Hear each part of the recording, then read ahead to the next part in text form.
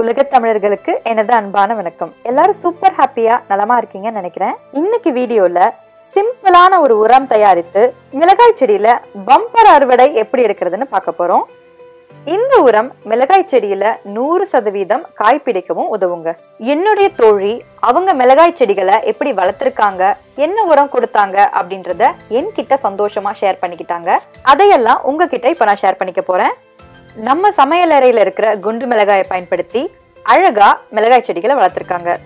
4 தொட்டிகள்ல மிளகாய் செடி இருக்கு. ஒவ்வொரு தொட்டிலையும் மிளகாய் செடி அழகா வளர்ந்து அதுல நிறைய பூவெல்லாம் வச்சிருக்கு.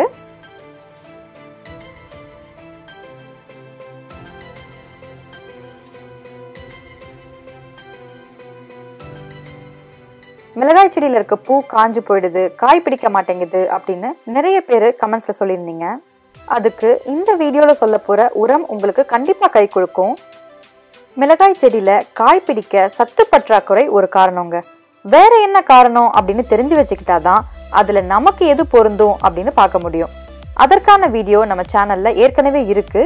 அது பல பேருக்கு உபயோகமா இருந்துச்சு அப்படின்னு சொல்லியிருந்தீங்க. பார்க்காதவங்க ஒரு முறை பார்த்து வச்சுக்கோங்க.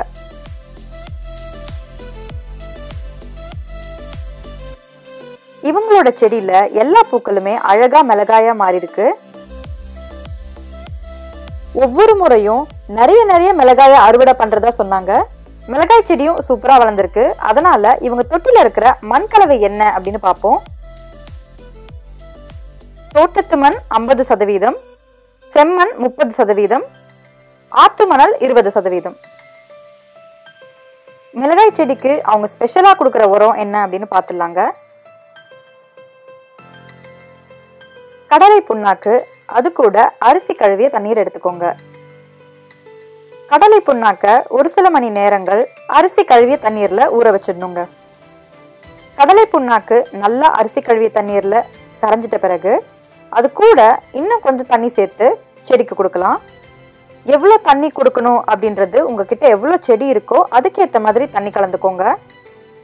கடலை புண்ணாக்கு ஆயில் மில்ஸ்லையும் மளிகை ஜாமான் வாங்குற கடையிலையும் கிடைக்குங்க.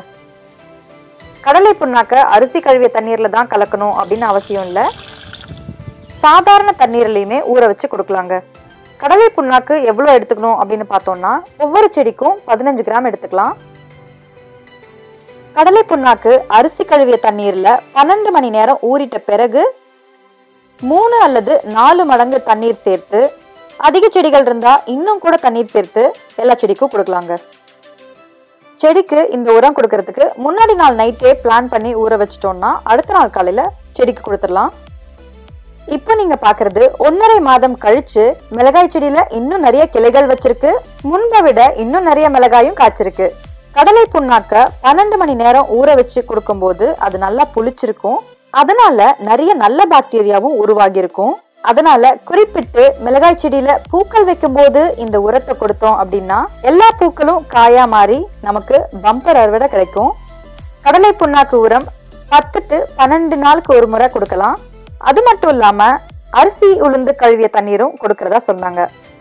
மிளகாய் செடியில இலை சுருட்டல் வந்ததுக்கு அப்புறம் என்னோட செடியை எப்படி மீட்டேன் அப்படின்னு 2 வீடியோ போட்டிருந்தேன்.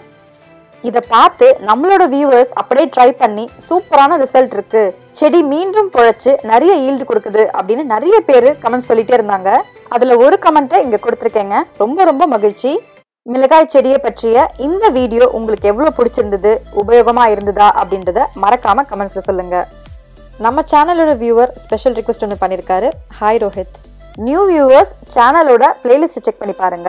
நிறைய யூஸ்ஃபுல்லான வீடியோஸ் உங்களுக்காக இருக்கு. உங்க எல்லாருடைய சப்போர்ட்டுக்கும் மிக்க நன்றி.